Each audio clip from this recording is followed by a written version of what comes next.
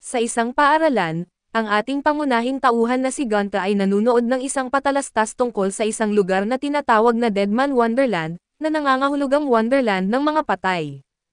Tinanong siya ng kaibigan niyang si Mimi kung ano ang pinapanood niya at ipinaliwanag niyang ito ay isang kulungan na bibisitahin ng buong paaralan nila sa lalong madaling panahon. Anong klaseng paaralan ang magdadala ng mga estudyante sa isang kulungan? Ito ay dahil ang kulungan ay inayos na parang isang perya at halos lahat ng tao sa lungsod ay naninirahan doon ng matagal kaya gusto nilang makita ang probinsya. Gayunpaman si Gonta na lumaki sa probinsya ay ayaw nang bumalik doon. Dumating ang isa pa nilang matalik na kaibigan at nagreklamo kay Gonta dahil hindi siya hinintay kahapon. Sa madaling sabi ay hindi na siya naghintay dahil napahimbing ng tulog ang kanyang kaibigan. Hindi naman sila masyadong nag-aalala kung saan sila pupunta, basta't magkasama silang tatlo at nang tumunog ang bell ay bumalik sila sa kanilang mga upuan, kaso biglang narinig ni Gonta ang isang awitin at may isang napakapanganib na nilalang na lumitaw sa labas ng bintana.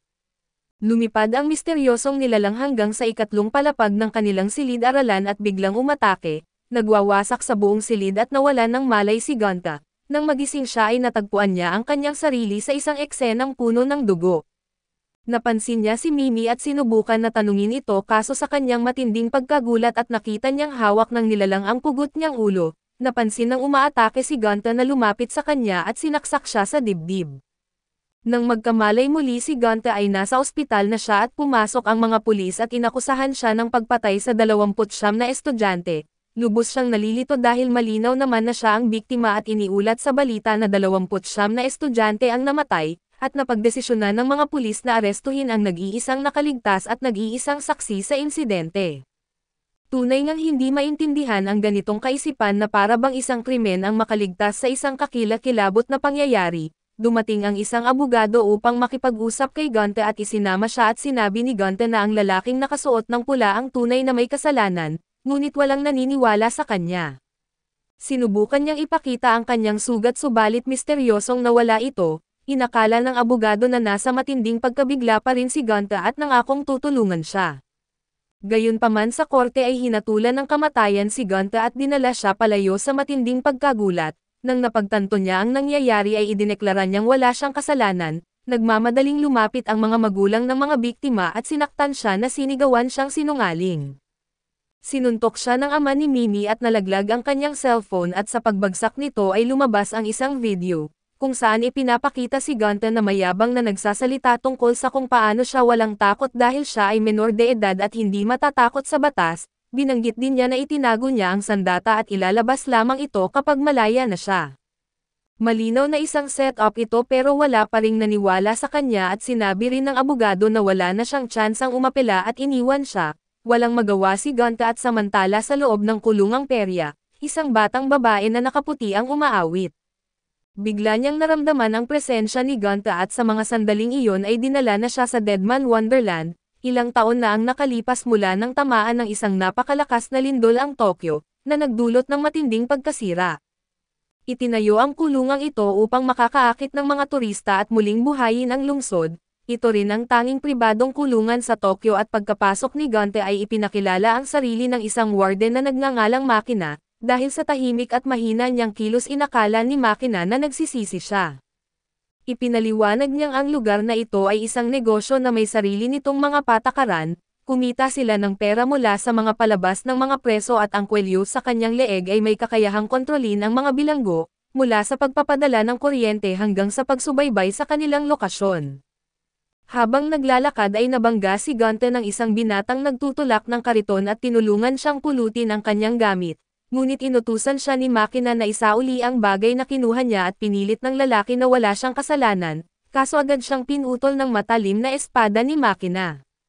Agad na tinawag ang mga medikal na tauhan habang tinapakan ni Makina ang ulo ng bilanggo, malamig na sinabing tulad ng kulungang ito ay hindi nila matatakasan ang realidad.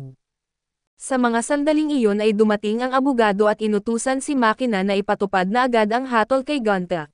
Hindi niya maintindihan kung bakit nagmamadali ito at gayong nakatakda namang mamatay si Gonta. Sagot ng abogado na ayaw na niya ng paghihintay. Habang nagtatrabaho si Gonta ay naalala niya ang kanyang mga kaibigan at dahil sa bigat ng kanyang sitwasyon, hiniling niyang mamatay na lang at biglang bumababa ang maputlang babae. iginiit na kung gusto niyang mamatay ay siya na lang ang kukuha ng buhay nito. Umiwas si Gunte kaya napaisip ang babae at nagduda kung totoo nga ang sinabi niyang gusto niyang mamatay. Napansin ni Gunte na kamukha niya si Mimi at tinanong kung sino siya at sagot ng babae na magkaibigan daw sila, na lalong nagpagulo sa isip ni Gunte dahil wala siyang ideya kung paano siya kilala nito. Nagsimula siyang magduda kung siya nga ba ang pumatay sa kanyang mga kaibigan, pero alam niyang hinding-hindi niya iyon magagawa at biglang lumapit ang ilang bilanggo na nakilala siya at sinimulan siyang guluhin. Sinubukan siyang ipagtanggol ng babae ngunit tinamaan siya ng pala sa ulo. Nang subukang lumaban ni Gunte ay pinagtulungan siyang bugbugin, samantala ay inalala ng abogado ang misteryosong figure na nakita ni Gunte. Sinabi niyang napakaswerte ni Gunte na nakaligtas pero sa parehong pagkakataon, napakamalas niyang makatagpo ang ganong klaseng tao. Biglang nakaramdam si Gunte ng matinding sakit sa dibdib at isang bomba ang sumabog sa itaas niya, dahilan upang bumagsak ang isang napakalaking bilog na istruktura papunta sa kanya at upang maprotektahan ang babae, napagtanto niyang kailangan niyang mabuhay at makapaghiganti sa lalaking nakapula. Sa biglang paglabas ng sakit sa kanyang dibdib ay isang kakaibang kapangyarihan ang bumabalot sa kanya, na nagbigay sa kanya ng lakas upang wasakin ang bumabagsak na istruktura. Samantala sa isang bilanggo na nasa death row ang ng hostage, kaya't napilitang makialam si Makina at humiling ang bilanggo ng isang partikular na candy pero hindi siya pinansin ni Makina, alam niyang ilang segundo na lang ang natitira sa buhay nito. Biglang dumadaloy ang dugo mula sa mukha ng bilanggo at bumagsak ito at nalaglag ang kanyang kwelyo, ipinapakita na ang bawat bilanggo rito ay nangangailangan ng espesyal na candy upang manatiling buhay. Napagtanto ni Gunte na nakaligtas siya at narinig niya ang babae na bumubulong sa kanyang panaginip.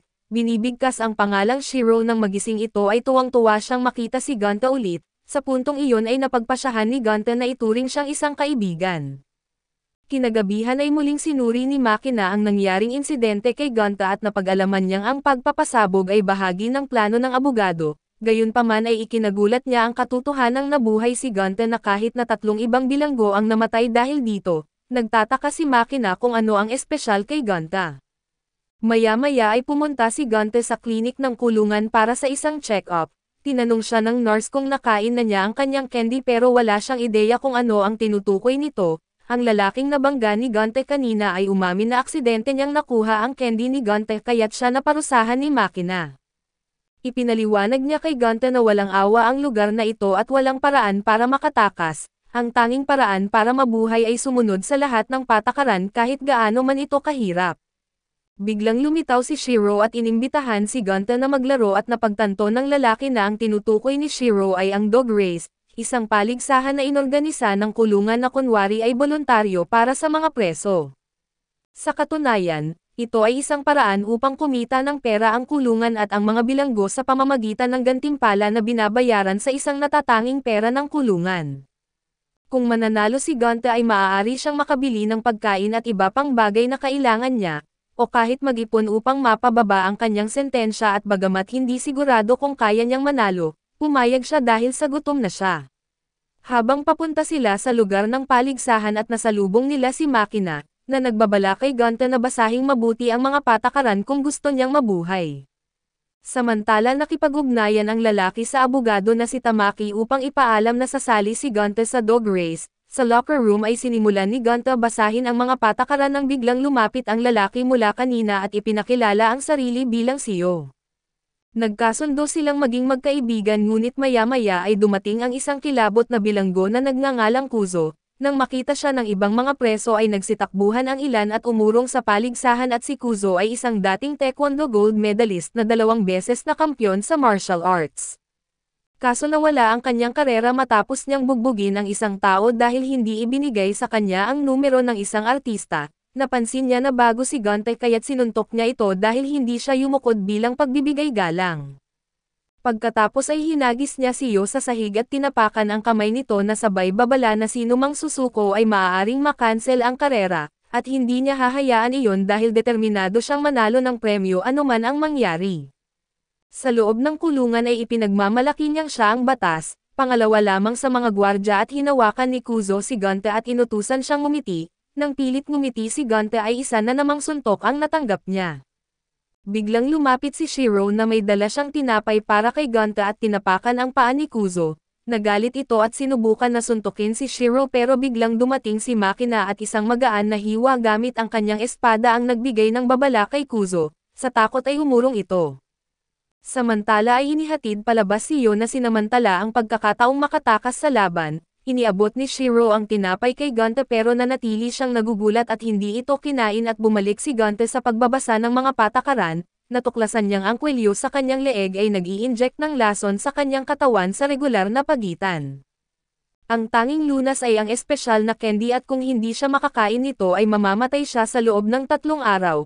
Ang presyo ng isang piraso ng candy ay katumbas ng premyo sa isang panalo sa dog race.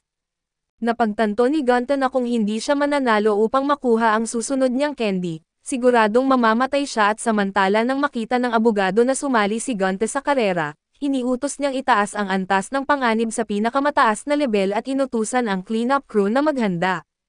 Dahil may mga bata sa mga manunood ngayon gusto niyang tiyakin na mukhang maayos ang lahat at siguruhing parang palabas lang ang nangyayari. Sa unang hadlang ng karera ay isang umiikot na palakol at maraming bilanggo ang agad na namatay. Ang sinumang lumihis sa tamang daan ay agad na pinaputukan at pinatay, patuloy pa ring nanunood ang mga manunood at iniisip na ito ay mga espesyal na effect subalit kahit na totoo ang mga nangyayari ay wala silang pakialam, dahil para sa kanila ang mga bilanggo ay nararapat lang sa ganitong tadhana. Ang ikalawang hadlang ay ang bungee jump na kung masyadong mahaba ang lubod na mapili ng isang kalahok, babagsak siya diretso sa lupa at magkasabay na tumalon sina Shiro at Gonta. Sa kabutihang palad ay maikli ang nakuha ni Gonta kaya ligtas siyang bumagsak, habang si Shiro naman ay matagumpay na lumapag sa sarili niyang paraan. Ang ikatlong yugto ay isang ulan ng mga palaso at kapag natatamaan ay tiyak na kamatayan ang resulta. Ang sino mang mahulog sa electrified pit sa ibaba ay mamamatay rin at ginamit ni Kuzo ang kanyang mga tauhan bilang panangga upang makatawid, samantalang patuloy na tinutulungan ni Shiro si Gonta upang makaligtas sa bawat pagsubok. Sa pagdaan sa swamp na may asido ay kailangan nilang lumundag sa mga lumulutang na bola upang makatawid, muli ay nakaligtas si Gonta dahil kay Shiro at ipinaliwanag ni Shiro na kung ayaw ni Gonta sumunod sa mga patakaran ng kulungan, dapat niyang sundin ang sarili niyang prinsipyo. Sa bagong determinasyon ay nagkaisa sina Gonta at Shiro upang malampasan ang mga sumunod na hadlang hanggang sa marating nila ang huling yugto. Dito ay haharapin ni Gonta si Kuzo at inamin ni Kuzo na mas matibay si Gonta kaysa sa inaasahan niya, dahil umabot ito sa puntong ito ng laban.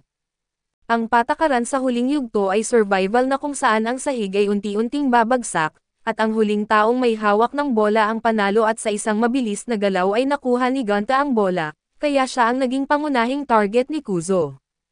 Habang bumabagsak ang mga bahagi ng sahig ay napahiwalay si Gonta at Kuzo sa iba at agad na nakilala ni Kuzo si Gonta bilang ang tinaguriang high school killer. Sinimulan niyang asarin si Gonta na sa sobrang galit ay hinagis ang bola sa mukha ni Kuzo, ngunit sinalo ito ni Shiro.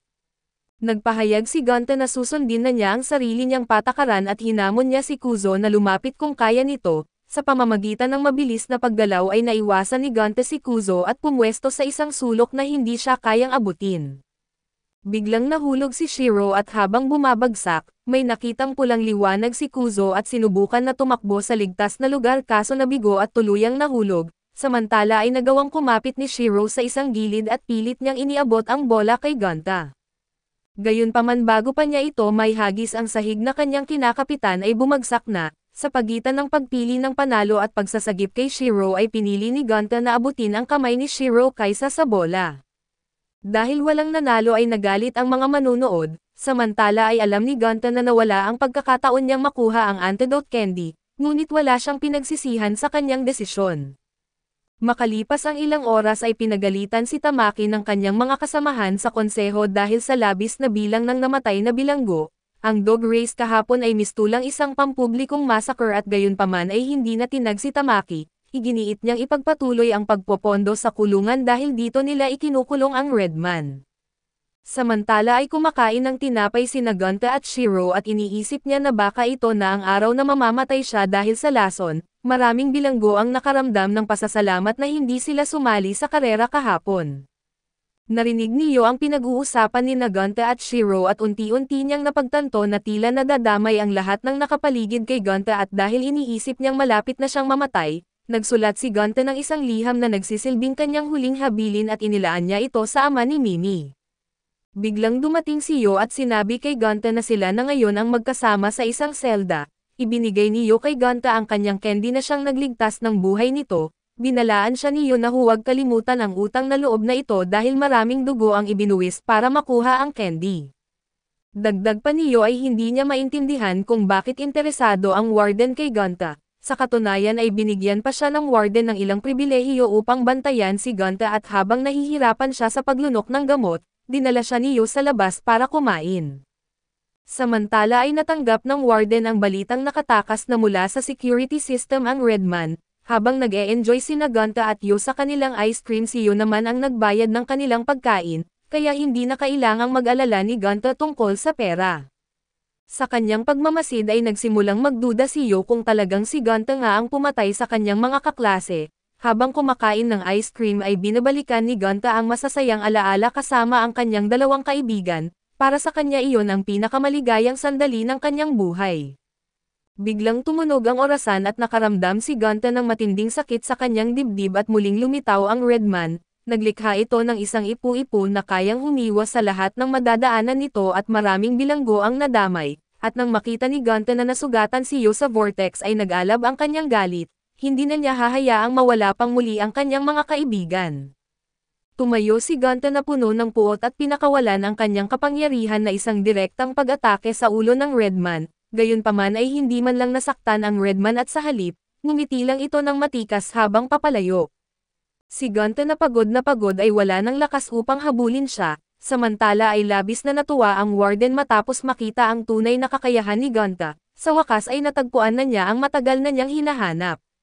Samantala ay unti-unting napagtanto ni Yo na dumarami ang kakaiba at nakakatakot na pangyayari sa paligid niya. Nagsimula siyang pag-isipan kung dapat na ba niyang talikuran ang kasunduan niya sa warden. Nang muling magkamalay si Gonta at nakita niya si Shiro at akala niya ay nananaginip lamang siya, pero pinatunayan ng mga sugatang bilanggo sa paligid na totoo ang lahat ng nangyari. Napagtanto ni Gonta na ang Redman ay nakakulong din sa kulungang ito at na nagawa niyang ma-unlock ang isang kapangyarihan na katulad ng sa kanya. Dahil dito ay napatunayan niyang hindi ilusyon ang pagsasagip niya kay Shiro noon. Narinig ni Gonta ang ilang preso na pinag-uusapan ang Redman na lumitaw na raw ito ilang taon na ang nakalipas at kasalukuyang nakakulong sa Block G. Napagtanto niya na doon niya mahahanap ang taong pumatay sa kanyang mga kaibigan. Samantala si Makina ay walang alam tungkol sa nangyari at ang tanging nalaman lang niya mula sa warden ay may kaguluhan na dulot ng mga terorista. Nagsimula siyang maghinala na may mas malalim pang dahilan ang warden, at naniniwala siyang may kinalaman ito kay Gonta. Pinaghihinalaan niyang may hawak na napakalakas na sandata si Gonta, kaya't iniutos niya ang kanyang pagdadakip kahit buhay man o patay at ipinatupad din niya ang solitary confinement sa buong kulungan at inilabas ang isang napakadelikadong sandata, ang parehong sandata na ginamit 4 na taon na ang nakalipas upang pigilan ang isang mapanganib na bilanggo, kapalit ng 24 na buhay at ngayon gagamitin nila ito muli.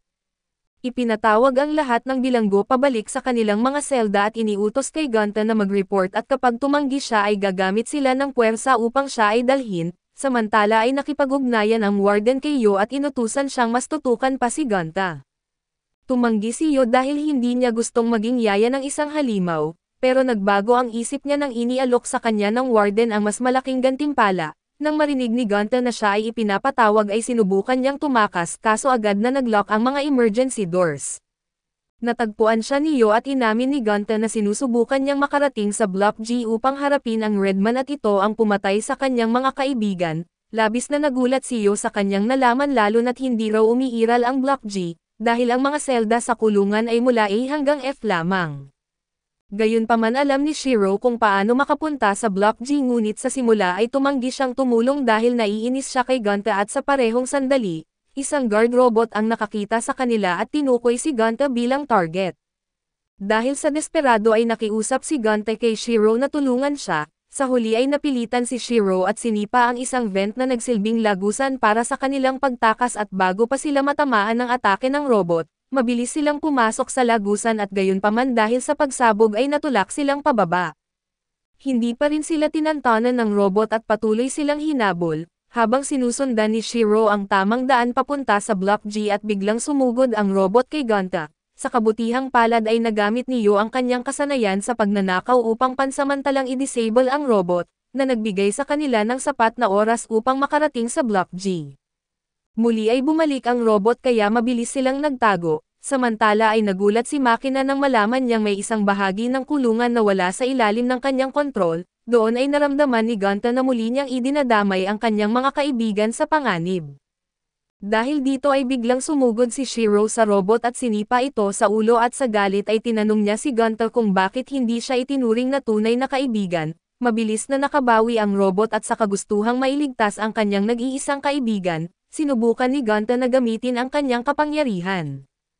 Subalit wala itong epekto at biglang lumitaw ang isang misteryosong lalaki at ginamit ang isang kakayahan na katulad ng kay Gonta upang hatiin sa dalawa ang robot. Ang lalaking ito ay ang parehong bilanggo na dating napigilan gamit ang parehong sandata na ginamit 4 na taon na ang nakalipas. Ngayon ay ginagamit niya ang pagkakataon upang bumawi at napagtanto ni Gonta na ang lalaking ito ay ang Redman. Wala siyang inaksayang oras at agad siyang sumugod at hinahamon ito sa isang laban. Mabilis na ginilitin ng Redman ang kamay ni Gonta at pinadaloy ang kanyang dugo at ginamit ito bilang isang patalim upang umatake. Sa sugatang kalagayan ay napagtanto ni Gonta na nagawang gawing sandata ng Redman ang sarili niyang dugo.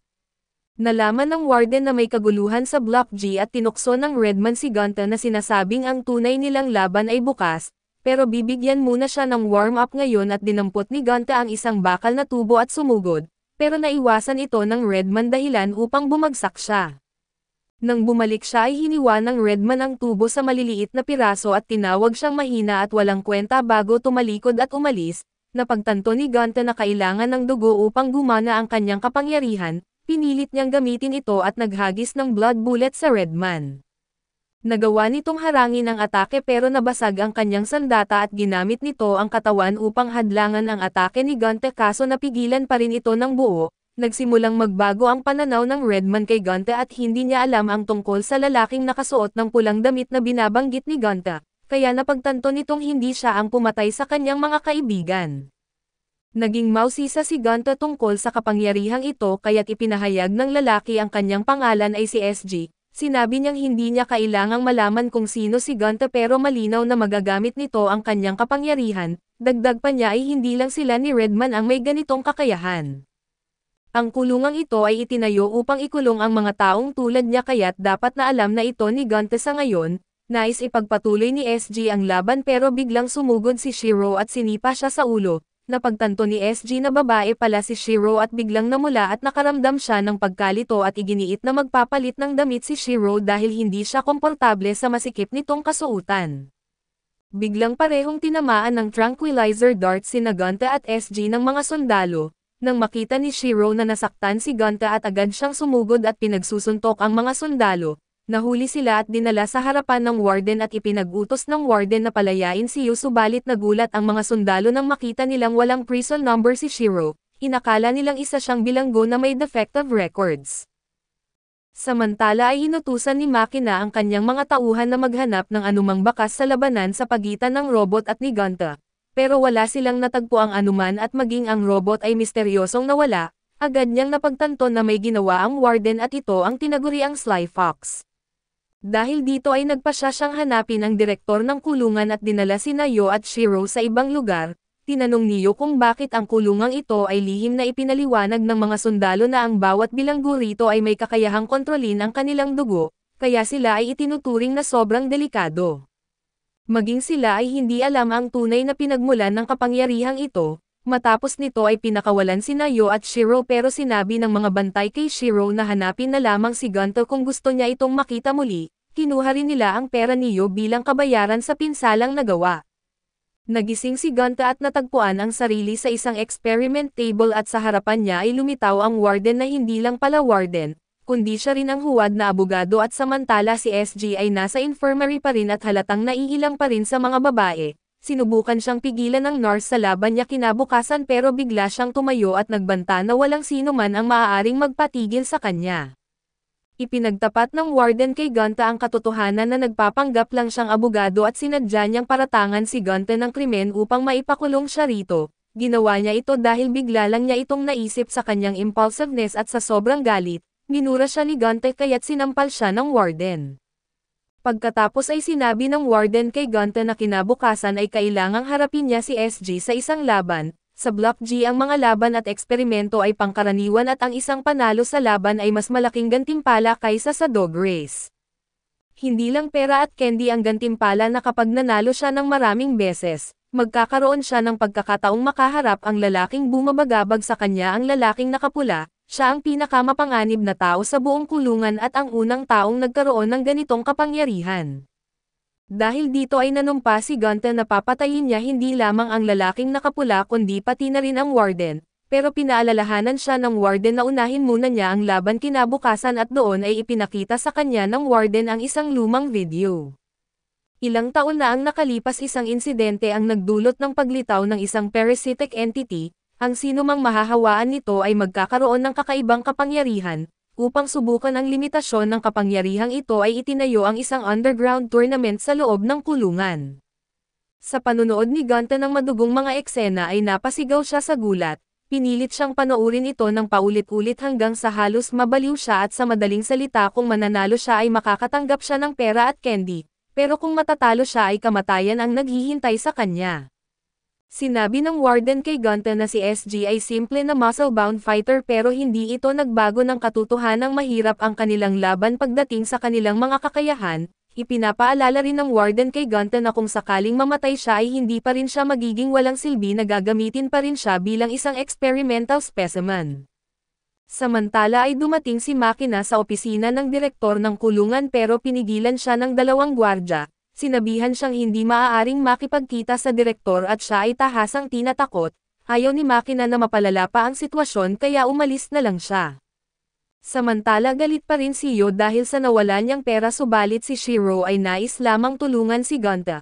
Iniisip niyang masyado itong mahina at dinala si Gunta sa arena upang harapin si SG. Para sa lahat ng nanunood ay isa itong hindi patas na laban sa pagitan ng isang veterano at isang baguhan. Agad na inilabas ni SG ang kanyang blood knife at habang si Gunta naman ay kinailangang kagatin ang sarili niyang daliri upang magdugo at magamit ang kanyang kakayahan, pero sa halip na lumaban ay agad na tumakbo si Gunta at umakyat sa pinakamalapit na puno upang makahanap ng mas magandang pwestong pang-atake mula sa malayo. Sinimulan ni Gunta ang pagbuo ng mga blood bullet at pinaputukan si SG at 2 beses siyang bumaril. Ngunit pareho itong naputol ni SG na wala siyang ibang magawa kundi lumikha ng mas malaking bala, kaso kalmado itong hinarang ni SG. Unti-unting nakaramdam ng pagkahilo si Gunta dahil sa patuloy niyang paggamit ng dugo upang bumuo ng bala, dahil dito ay natural na bumaba ang dugo sa kanyang katawan na nagdulot ng matinding panghihina, nagsimula siyang bumagsak habang patuloy na nalilibang ang warden. Wala na siyang matakasan dahil pinutol ni SG ang puno gamit ang pagpapahaba ng kanyang kutsilyo. Patuloy na inatake ni SG si Gunta habang ipinaliwanag ng nurse ang pinagmulan ng kapangyarihan ng kanyang kalaban at ito ay nagmula sa shard na nasa dibdib ni Gunta. Para sa pananaliksik ay kailangan nilang hatiin ang kanyang katawan upang makuha ito. Hindi nag-alala ang warden basta't manalo si SG at sinabi niya sa nurse na maaari niyang gawin ang kahit anong gusto niya kay Gunta. Sa puntong ito ay maraming beses nang nasugatan si Gunta. Napagtanto ni SG na ang pagkakasugat niya noong una ay isa lang palang tsamba at ngayon, ang tanging nararamdaman ni Gunta ay puro sakit at habang tuluyan siyang nawawalan ng lakas, naalala niya ang mga nakaraan niyang alaala. Sa kanyang gulat ay lumabas sa kanyang isip si Shiro at noon pa man ay nagustuhan na siya ni Shiro kahit na mahina siya at madalas siyang talunin nito. Ang bagay na pinakapinahanga kay Shiro tungkol kay Gunta ay ang katotohanang lagi siyang bumabangon sa kabila ng kanyang pagkatalo. Sa sandaling ito ay muling tumayo si Gunta matapos siyang pagbigyan ni SG na hindi patayin, ayaw niyang mamatay kaya nagpasya siyang ipagpatuloy ang laban, nang makita ni SG na nalagpasan ni Gunta ang kanyang limitasyon ay muli siyang naintriga. Pinaputok ni Gunta ang kanyang bala upang patamaan ang isang bagay na nakabitin sa itaas. Nakatutok si SG sa pagputol nito dahilan upang makalapit si Gunta at direktang barilin ang lumang sugat ni SG na nagpatamba rito.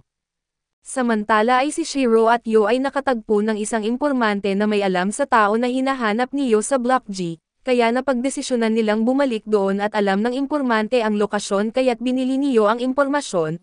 Pagdating nila sa harap ng mga gwardya ay inutusan ni Yo si Shiro na manahimik at sundin ang kanyang plano dahil kakailanganin niya ang tulong nito. Nagising si Gonta at natagpuan ang sarili na may mas maraming candy at kinain niya ito habang iniisip si SG, hindi na ito kasing nakakatakot gaya ng dati at umasa siyang maaari silang maging magkaibigan, ngunit biglang lumabas sa screen ang pagpaparusa kay SG dahil sa pagkatalo nito. Isang lottery machine ang dinala ng nurse at nang sinabi ni SG ang stop ay lumabas ang resulta at ang kanyang kanang mata ang magiging kabayaran, nang marinig ito ay nahilo si Gonta sa matinding pagkakasuklam. Samantala si Shiro ay nakapasok na sa command tower upang lumikha ng kaguluhan, habang si Yo naman ay abala sa pagharap sa mga gwardya sa ibaba at agad niyang iniulat sa command tower na si Shiro lang ang gumagawa ng gulo at hiniling na patayin ang kuryente. Balak niyang isakripisyo si Shiro upang mas madaling makapasok sa Block G. Napalibutan si Shiro subalit hindi natitinag at masayang-masaya si Yo sa kanyang plano pero bigla na lang sumabog ang command tower. Nagkalat ang mga gwardya sa paligid at hindi maalis ni Gonta sa kanyang isipan ang nakakatakot na eksenang kanyang nasaksihan, habang napagtanto naman ni Yo na si Shiro ay may kakayahang katulad ng mga halimaw sa Area G. Subalit sa kabila ng lahat ay ngumiti lamang si Shiro kay Yo bago siya nawalan ng malay, dahil sa kaguluhan ay kinailangang pumunta ng warden upang alamin ang nangyari. 2 gwardya sa opisina ng direktor ang dumating upang kunin si Shiro. Nakita nila si Yo kaso hindi na ito pinansin at habang ninanakawan ng mga gwardya si Yo, napansin nila na ang mga card na dala niya ay maaaring sapat lamang upang makabili ng isang lata ng soda. Pero sa kanilang pagkagulat ay may 1,000,000 yen pala sa loob ng mga ito. Napagtanto ni Yo na ayaw na niyang masangkot pa sa ganitong mga nakakatakot na bagay, samantala ay nag-aalala si Gonta sa kanyang 2 kaibigan at narinig niya ang isang lalaking pilit kinukuha ang mga bulaklak mula sa isang babae. Hinalok ni Gonta ang kanyang pagkain sa lalaki na agad itong kinain pati na rin ang tray subalit hindi pa rin siya nabusog. Sa kabutihang palad ay nakatakas si Gonta at ang babae bago sila mapahamak. Nagkubli sila sa kwarto ng babae na nagpakilala bilang Mina at napanood din daw niya si Gonta sa laban kanina, alam niyang nakita rin nito ang pagpapahirap sa mga bilanggo. Pareho nilang itinuring na nakakasuka ang lugar na ito at nahiya si Gonta nang lumapit si Mina sa kanya, kaya't pinuri niya ang mga bulaklak upang ilipat ang usapan at sinabi ni Mina na mabuting tao siya, pagkatapos ay ipinakita ang kanyang likod kung saan may isang malalim na sugat. Ikinwento niyang inaabuso siya ng kanyang ama at sa isang pagkakataon ay biglang lumabas ang kanyang kapangyarihan at napatay niya ito, dahil dito ay ipinadala siya sa kulungan ngunit naniniwala pa rin ang kanyang kapatid na wala siyang kasalanan at pilit siyang inililigtas.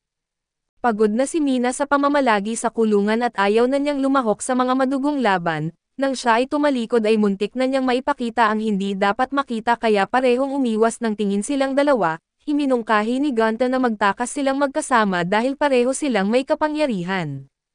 Ngunit alam niyang natatakot si Mina sa kanyang abilidad kaya't hindi niya siya pipilitin na gamitin ito, samantala na knockout ni Yo ang mga gwardya habang magkasamang tumatakas sina Gonta at Mina, bigla na lang bumagsak ang ilang bakal na bar. Sinubukan ni Gonta na iligtas si Mina kaso nasugatan siya sa binti at pagkatapos ay natagpuan sila ng mga gwardya na agad silang kinilala. Sa halip na parusahan sila ay pinayagan silang magpahinga para sa laban kinabukasan na isang laban kung saan sila mismo ang maghaharap. Sinabihan ng warden ang direktor ng kampo na itigil na ang mga walang saysay na laban na ito kaso naniniwala ang direktor na kahit sabihin ito ng warden ay gusto pa rin itong panoorin ang palabas. Kinabukasan ay nagsimula ang opisyal na laban ni Gonta at Mina. Naisip ni Gonta na hindi na nila kailangang lumaban kaso biglang hinugot ni Mina ang kanyang hikaw upang lumabas ang dugo, pagkatapos ay sinaksak ang binti ni Gonta upang hindi ito makatakas. Sa puntong iyon ay ipinakita na niya ang kanyang tunay na pagkatao na isang malupit at walang pusong tao. Nang napagtanto ni Gonta na kasinungalingan lang ang lahat ay labis siyang nagalit at lumaban. Mula sa labas ng hola ay lumitaw si Yo at nagtanong kung ano ang ginagawa ni Gonta sa kanyang kapatid.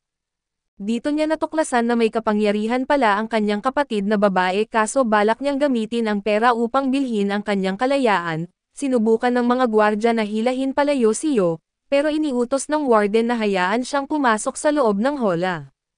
Nagulat si Mina na handang ipasok ni Yo ang sarili sa kulungan para sa kanya pero hindi pa rin ito nagbago ng ugali. Akala niyo na nililigawan ni Gonta ang kanyang kapatid subalit pilit ipinaliwanag ni Gonta na nilinlang lang siya ni Mina. Biglang sumugod si Mina at pinaamo si Gonta at tinatakpan ang kanyang bibig upang magmukhang inosente sa harap niyo.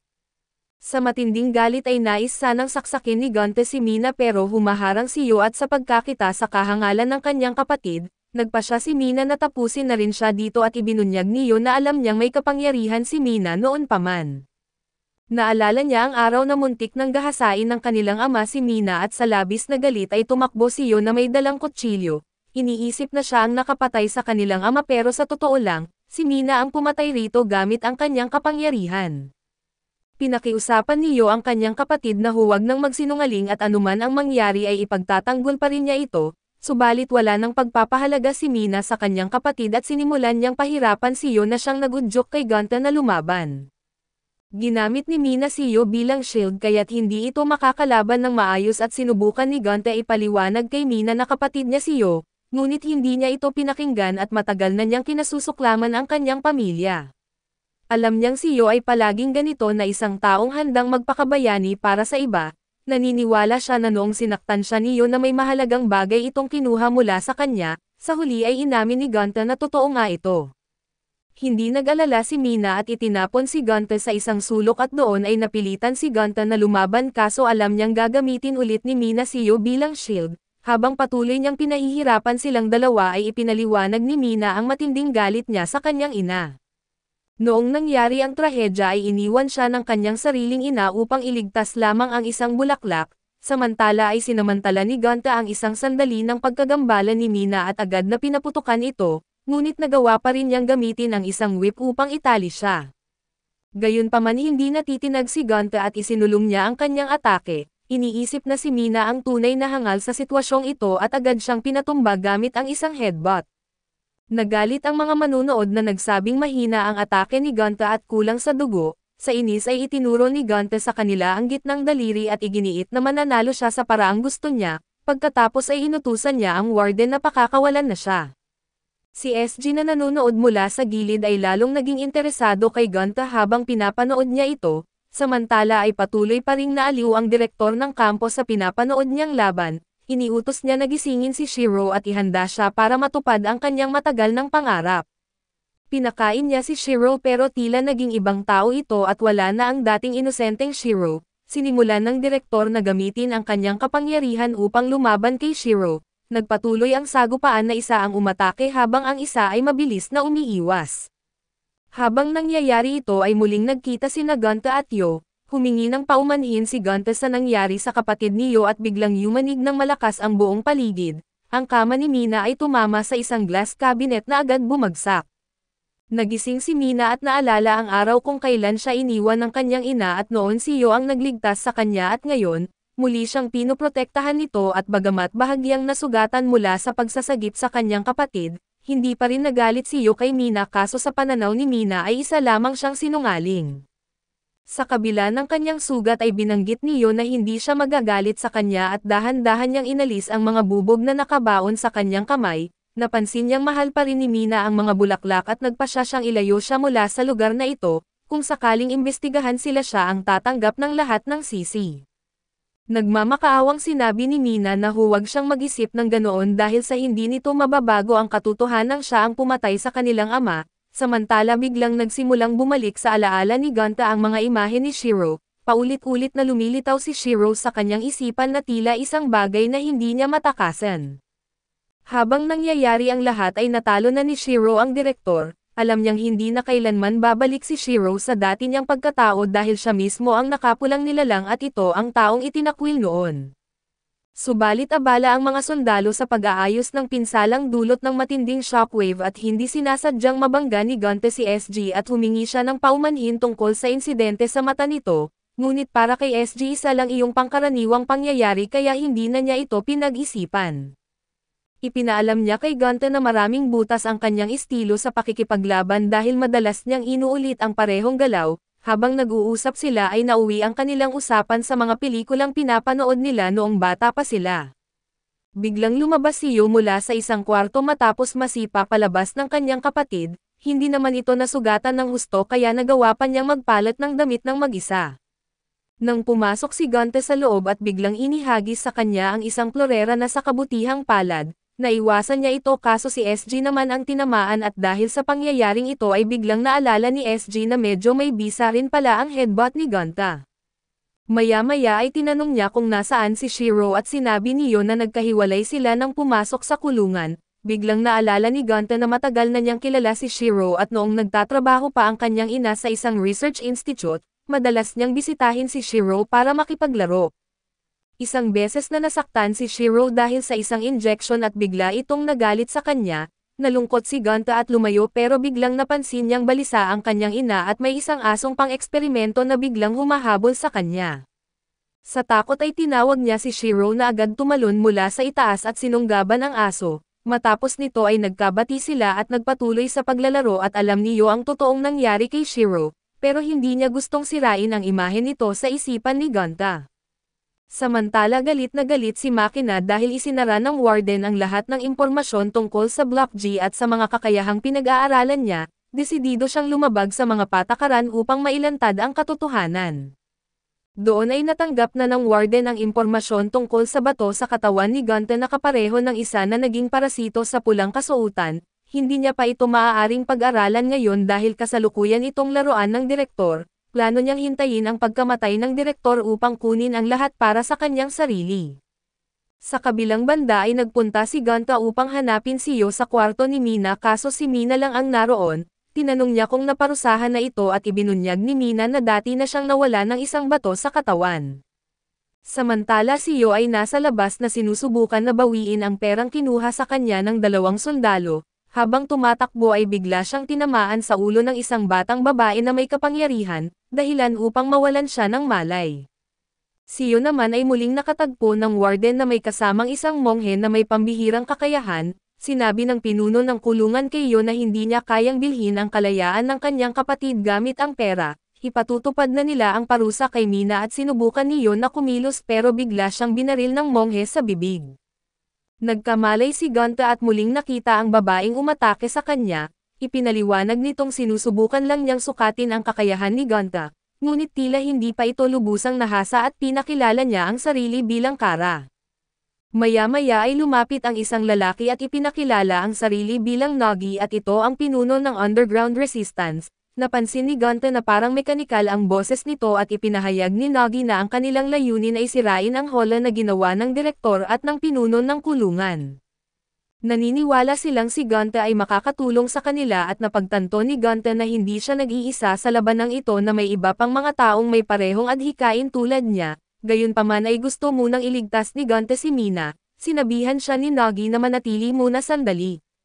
Dumating na ang oras ng parusa ni Mina at tinanggal ni Nagi ang isang maliit na chip mula sa kanyang ngipin upang magpadala ng mensahe sa ibang grupo. Sa sandaling iyon ay napagtanto ni Mina na nagbago na siya at nagkaroon ng pag-asa dahil sa kanila, pero gusto niyang harapin ang katotohanan at tumawa muli na katulad ng dati.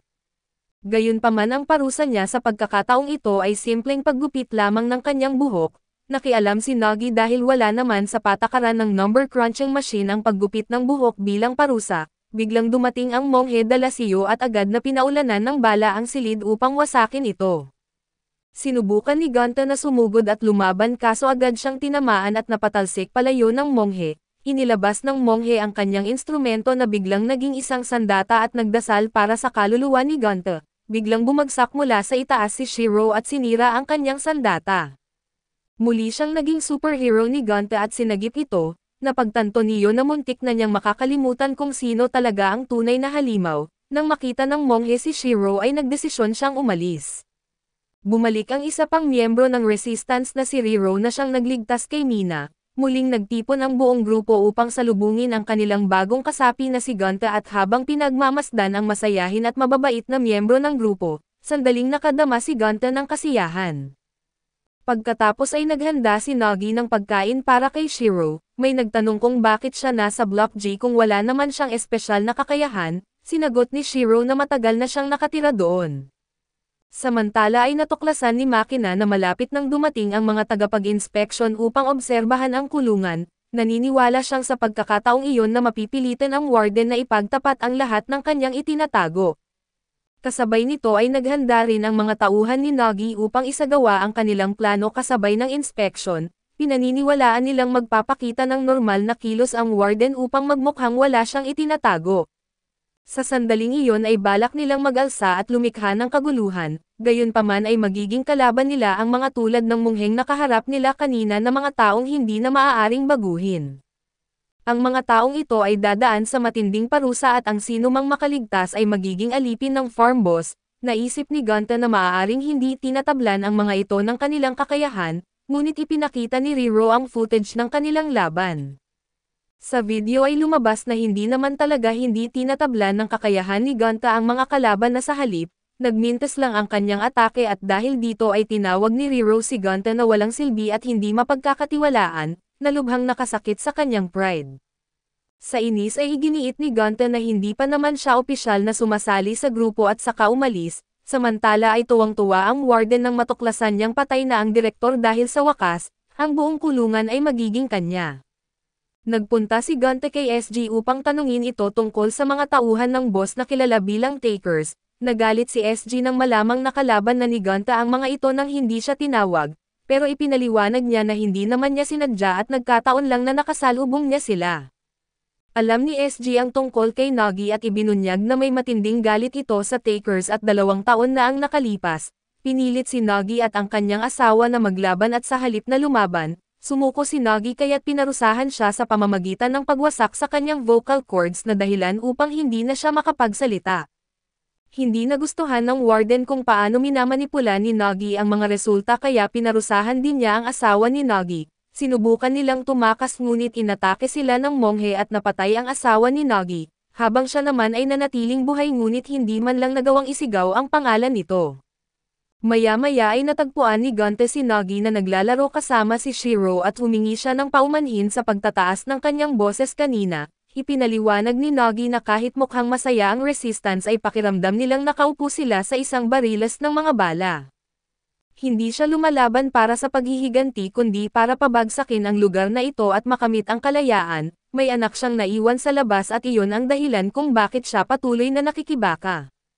Kinagabihan habang natutulog si Gonta ay iniisip pa rin niya ang kanyang layunin ang mapatay ang Redcoat, samantala ay nanaginip naman si Shiro tungkol sa paglabas sa kulungan at pagkain ng maraming pagkain. Dahil sa palagi siyang kumakain ay nagtakda siya ng bagong pangarap at ito ang makapunta sa isang Ferris wheel. Nangako si Gonta na dadalhin siya doon kapag nakatakas na sila, samantala galit pa rin ang monghe kay Shiro dahil sinira nito ang kanyang instrumento, kahit may dumating ng bago at nalaman na si Riro pala ay isang spy na lihim na nagtatrabaho para sa monghe. Dumating na rin ang inspection team at magtatagal sila sa kulungan at bumalik si Gonta sa silid ng resistance upang humingi ng paumanhin. Pinakiusapan niya si Shiro na manatili sa kanyang kwarto dahil ayaw niyang madamay ito sa misyon. Naging bahagyang malungkot si Shiro kaya't pinagaan ni Kara ang loob niya at ipinaliwanag na ginagawa lang ito ni Gonta dahil mahalaga siya rito. Nang marinig ito ni Shiro ay masaya siyang umalis at ibinunyag ni Nagi na ang kanilang plano ay hindi lamang makatakas, kundi ibunyag sa mundo ang kalupitan ng kulungan. Agad nilang sinimulan ang plano at sa control room ay nagsimulang tumunog ang mga alarma at sa oras na kikilos na sila, biglang dumating sina Riro at Nagi upang harapin ang mga bantay na may isang tao ang gumamit ng peking retinal scan upang buksan ang isang pinto, ngunit may limitasyon ang bigat ng tulay kapag sumobra at ito ay guguho. Isang miyembro ng resistance ang gumamit ng kanyang dugo upang lumikha ng isang suspension bridge para makatawid ang grupo, gayunpaman nang nasa kalagitnaan na sila at doon ay nagsimulang gumalaw ang tulay at isang guard robot ang ipinadala upang pigilan sila. Isang tao ang natamaan ng asido mula sa robot at namatay, pagkatapos ay tinarget ng robot ang tulay gamit ang mas maraming asido. Sa desperasyon ay itinapon ni Kara kay Gonta ang isang hard drive na naglalaman ng mahahalagang dokumento tungkol sa mga karumal-dumal na gawain sa kulungan. Inilagay niya ang kanyang pag-asa kay Gonta habang pilit niyang hinawakan ang tulay upang bigyan ng oras ang iba na makatawid. Nang matiyak niyang ligtas na ang lahat ay ginamit niya ang kanyang dugo upang bumuo ng isang kalasag at bumalik upang harapin ang robot. Pinatibay niya ang kanyang mga braso gamit ang dugo at sinuntok ang ulo ng robot na nagdulot ng isang malakas na pagsabog. Sa huli ay bumagsak ang tulay kasama si Kara, samantala ay matagumpay na nakatawid ang grupo ni Gonta. Wala silang magawa kundi umasa na ligtas pa si Kara ngunit hindi na sila makausad pa dahil kailangan nilang paganahin ang elevator, na nangangahulugan na dapat matagumpay na masakop ni Nagi at Riro ang control room. Gayunman ay nakatagpo ni Nagi ang isang batang babae na inakala niyang nawawala. Inutusan niya si Riro na i-activate ang elevator pero biglang tumawa ito at ipinakita ang kanyang tunay na pagkatao. Ipinakilala ng bata ang sarili bilang komandante ng Takers Team 3 at inilabas ang isang napakalaking espada. Wala nang nagawa si Nagi kundi lumaban at sa sandaling ginamit niya ang kanyang kapangyarihan ay agad siyang tinamaan ng espada ng bata. Ipinaliwanag nito na ang kanyang espada ay may kakayahang i-neutralize ang kapangyarihan ng kalaban. Dito napatunayan ni Nagi na tama ang babala ni Gonta na pinasadya ni Riro ang footage upang ilagay sila sa alanganin. Napagtanto ni Nagi kung ano ang dapat niyang gawin upang magtagumpay ang kanilang plano. Sinubukan niyang gamitin muli ang kanyang kapangyarihan ngunit sa bawat pagdikit ng kanyang dugo sa espada ay agad itong naglalaho. Kailangan niyang makarating sa lever sa lalong madaling panahon kaso hindi siya basta-basta palalampasan ng batang babae. Dumadanak ang dugo ni Nagi sa buong silid habang sinimulan siyang parusahan ng bata gamit ang isang sinaunang Chinese torturous method ng disembowelment. Paulit-ulit siyang hiniwa na nagdulot ng matinding sugat sa kanyang katawan at patuloy niyang iginigiit na isa siyang tunay na lady, ngunit sinabi ni Nagi na isa lamang siyang bata dahil ang isang tunay na dalaga ay hindi gagawa ng ganitong kahangalan. Biglang nawala ng kontrol ang bata at naalala ang mga bagay na nagawa niya dahil sa kanyang ina, naniniwala siyang ang mga taong gumagawa ng mali ay dapat parusahan sa pamamagitan ng matinding sakit. Sa kanyang kasamaan ay pinuputol niya ang isa sa mga braso ni Nagi subalit sa halip na sumuko, itinapon ito ni Nagi at ginamit ang kanyang dugo upang matakpan ang mukha ng batang babae. Agad siyang sumugod na pinatumba si Riro at na-activate ang lever bago tuluyang bumagsak. Sa wakas ay nagawa ng grupo ni Gonta na umalis kaso si Nagi ay nawalan na ng malay at habang paakyat sila, hinarang sila ng grupo ng monghe na halos walang bisa ang kanilang mga kapangyarihan laban sa kanila. Gayunpaman napagtanto ni Riro na sa kabila ng lahat ay nagawa ni Nagi ang imposible na kung saan napatumba ang baliw na bata at napaandar ang elevator, ang posibilidad na mailabas ang hard drive ay halos wala. Subalit hindi sumuko si Nagi at naniniwala pa rin sa kahit kaunting tsansa. Sinabi ni Riro na hindi sinunod ng pinuno ng kampo ang kanyang maingat na plano at masyado itong naging pabiga-bigla sa kanyang mga galaw, kaya maaaring magkatotoo ang pag-asa ni Nagi. Halos lahat sa grupo ni Gonta ay muntik nang mamatay at siya na lang ang natitirang pag-asa nila, determinado siyang maihatid ang hard drive sa labas upang ipakita sa mga inspektor ang katotohanan. Sa huling sandali ay kinuha ni Nagi ang isang maliit na chip mula sa kanyang ngipin upang humingi ng tulong kung sakaling may dumaan sa kanilang silid, sa kabutihang palad si Shiro ang bumalik at may nakasalubong siyang isang tao sa loob. Samantala ay hinarap ni Gonta ang monghe at hindi ito interesado sa pagpatay sa kanya dahil kahit lumaban siya ay hindi rin siya masasaktan pero bago pa sila makapagpatuloy, tinawag ang monghe sa ibang lugar kaya't ipinangako nitong magkikita silang muli. Sa puntong iyon ay may tatlong kasamahan pa si Gonta at sinubukan nilang tumakas, bigla namang lumitaw si Shiro at tinanong kung nasaan ang hard drive, agad niya itong kinuha at itinapon sa isang silid na malapit ng sumabog.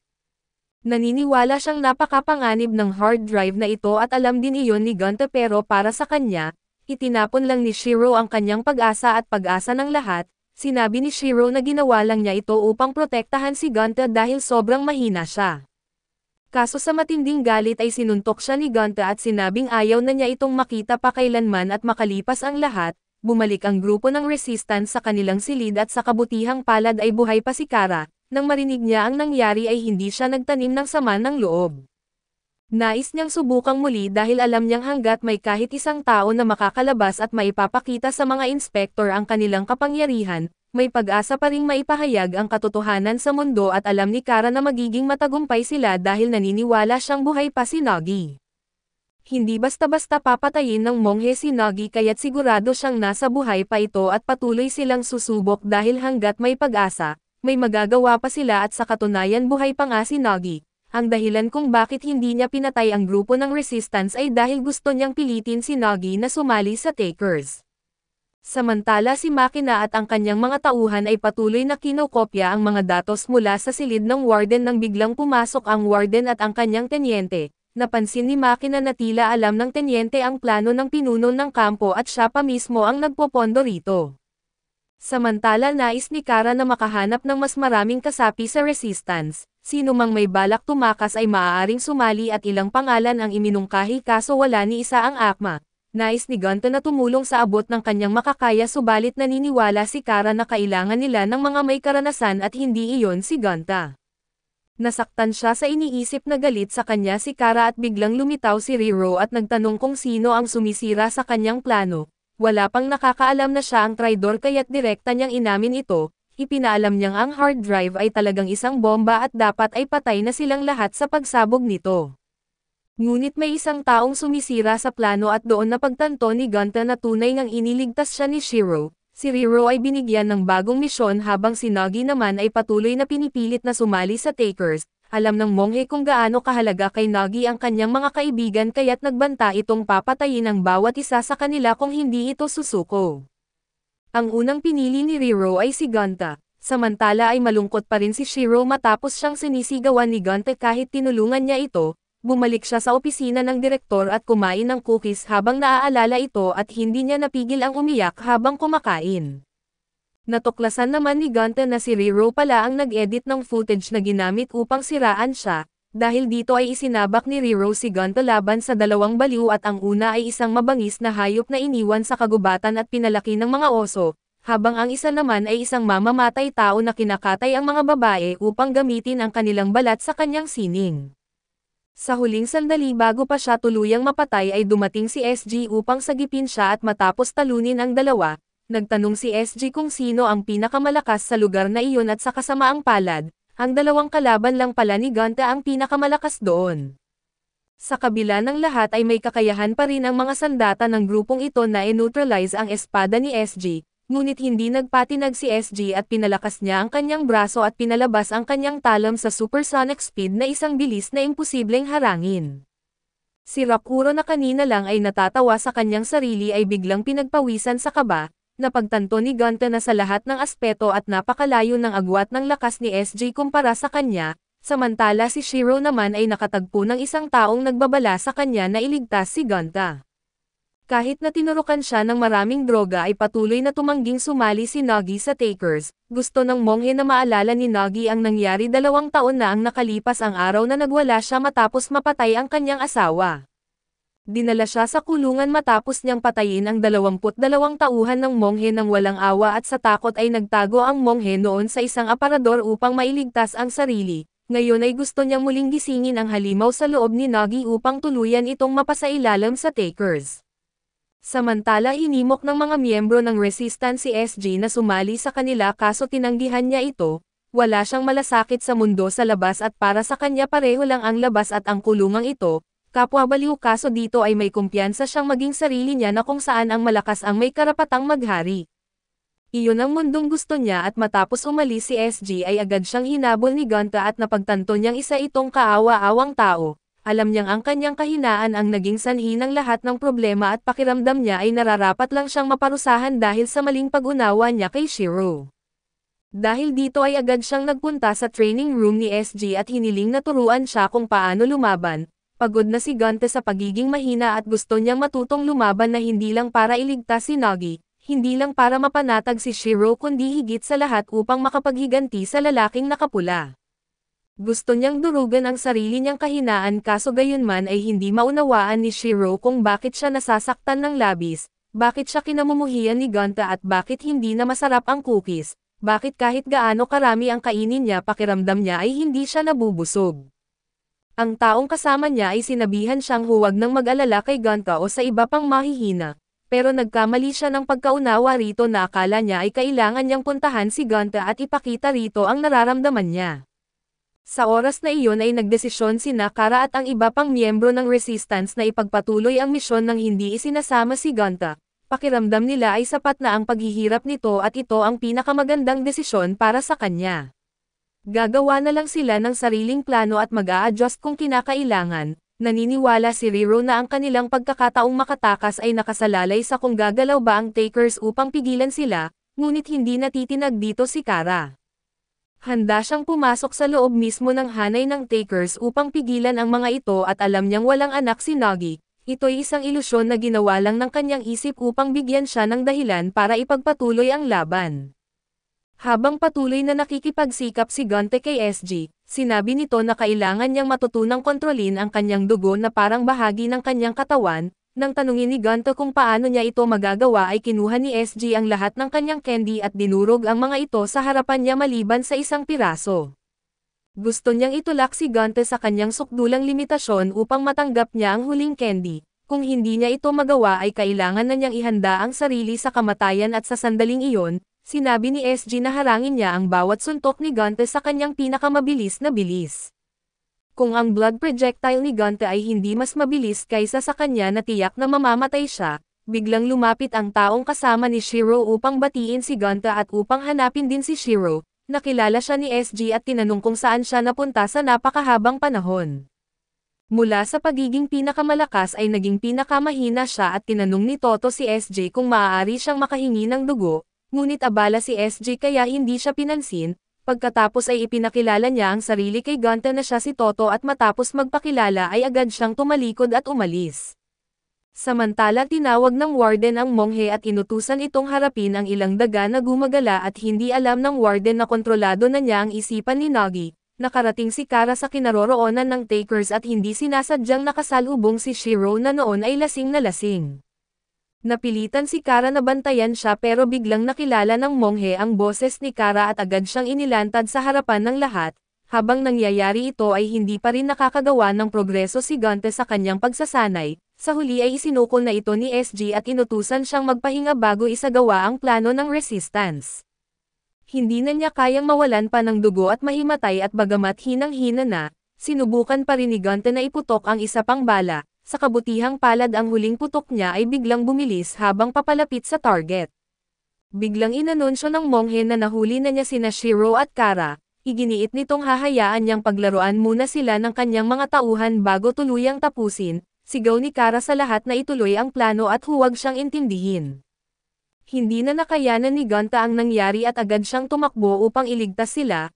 Habang pinapanood siya ni SG ay umaasa itong kayanin niya ang laban gamit ang mga bagong natutunan niya, kahit masakit para sa lahat ang ginawang pagsasarili ni Kara ay kailangang unahin ang misyon. Habang tumatakbo si Gonte ay inisip niyang nawala na ang tiwala sa kanya ng grupo kaya't siya iniwan sa misyon na ito, sa kasawiang palad ay nahuli siya ng mga sundalo at agad siyang pinabagsak, ngunit biglang lumitaw si Mina upang iligtas siya. Ginagawa lang niya ito bilang kabayaran sa utang niya kay Gonte mula sa naunang parusa at hindi niya balak sumama rito, dahil mayroon pa siyang kapatid na kailangang alagaan matapos siyang iligtas ay iniwan siya ni Mina. Pagdating ni Gonte sa kinaroroonan ni Shiro at Kara na inakala niyang dumating siya sa tamang oras upang iligtas sila, ngunit hindi niya naisip ang katotohanan at ang tanging alam lang niya ay magpaputok ng accelerated bullets at lumaban sa ilang sundalo. Sa sobrang pagkaubos ng dugo niya ay mahina na ang katawan niya. Biglang tumakbo si Shiro papunta kay Gonte kaso sinuntok siya ng baliw na bata at naitulak siya sa pader, habang pinapatugtog ng monghe ang kanyang harp isang pinto sa likod ang biglang bumukas at lumabas si Nagi.